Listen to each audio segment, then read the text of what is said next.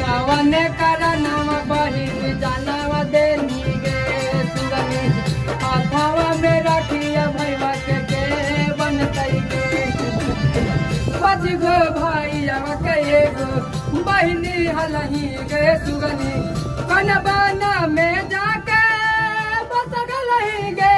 झुमनी कनबाना में जाके बस गलही गे सुगनी दूरी भैया कोई ना समझ कोई कहियो नहियो पासा नहीं से जनवा मार ललको जनवा मार ललको घरवा के बोझ बेटी हो भाई गे भाई